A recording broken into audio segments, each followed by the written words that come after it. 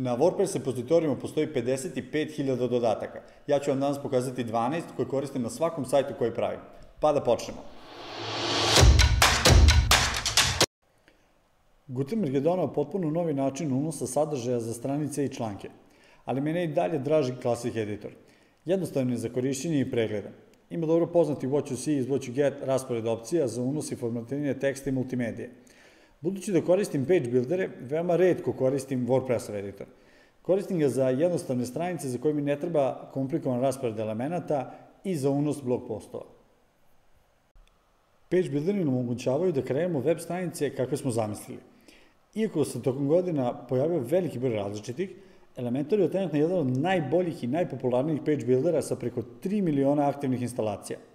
Uz pomoć njega možemo veoma lako da formatiramo strukturu stranice, da dodajemo različite elemente, da kontrolišemo responsive, to je podešavanja u zavisnosti da li je u pitanju desktop, tablet ili mobilni uređaj, a struktura se sastoji od 3 nivoa: sekcija, kolona i widgeta. Isto tako postoji i veliki broj dodataka koji dodatno proširuju funkcionalnost Elementora. Google Analytics je servis uz pomoć kojeg možemo da pratimo veliki broj stvari kao što su broj poseta web sajta, stranice koje su najposećenije i iz kojih država, gradova dolaze posete i još mnogo toga. Google Analytics instaliramo na sajt tako što postavimo deo koda u head sekciju sajta, a Monster Analytics je plugin koji nam olakšava ovaj proces i nudi još dodatno nekoliko opcija koji su vezani za samu integraciju WordPressa i Google Analyticsa.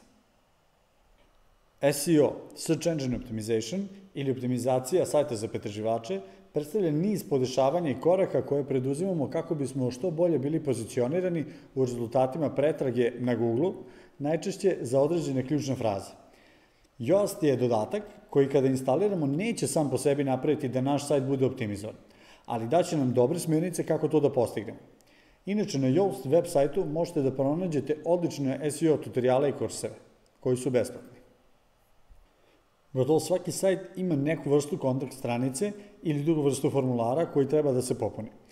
Iako na tržištu postoji puno različitih dodataka za formulare, Caldera je moj izbor jer je pregledna, laka za korišćenje, a sa druge strane nudi napredne opcije kao što su kondicionali, procesori i kalkulacija. Brzina učitavanja je jedan od veoma bitnih faktora kako za korisničko iskustvo, tako i za SEO.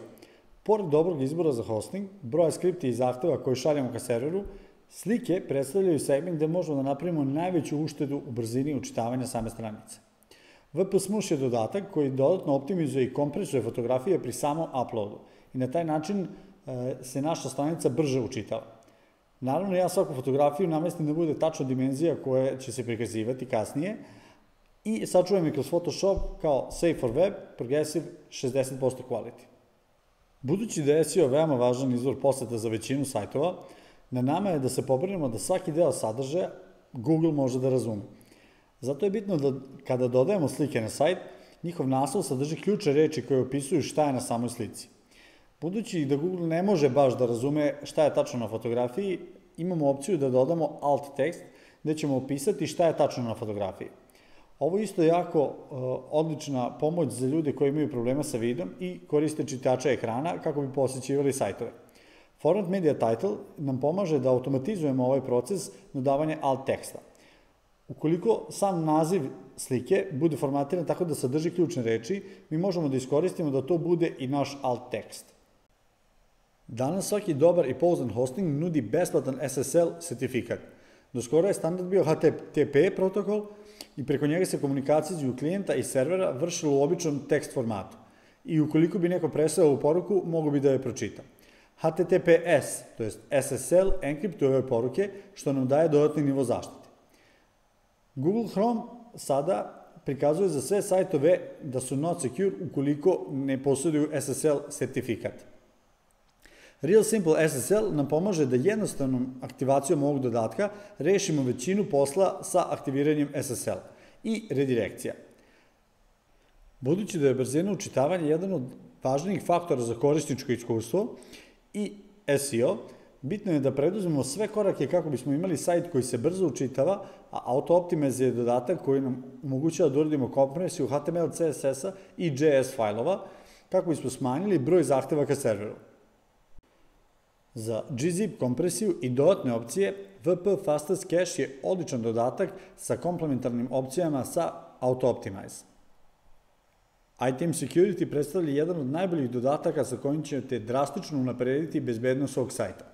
U ponudi su opcije uz pomoć kojih možemo da onemogućimo razne funkcionalnosti koje ne koristimo, a mogu lako da se zloupotrebe.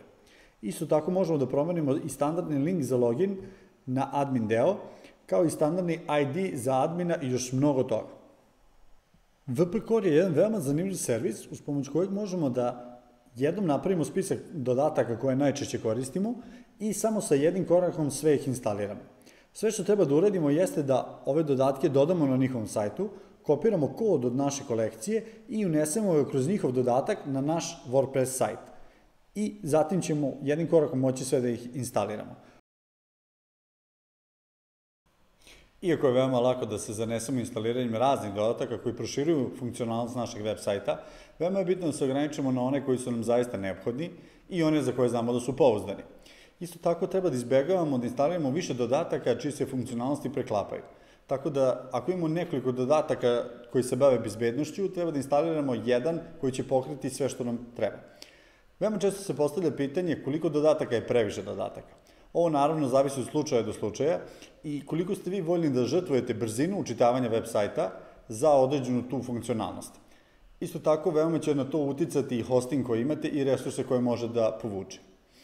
Da li vi koristite neke dodatke koje nisam spomenuo ovde? Ako je tako, napišite u komentarima ispod, baš me zanima da vidim koji su.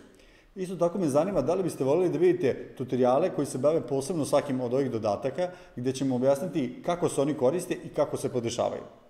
Do tada, radite posao koji volite, a ne koji morate.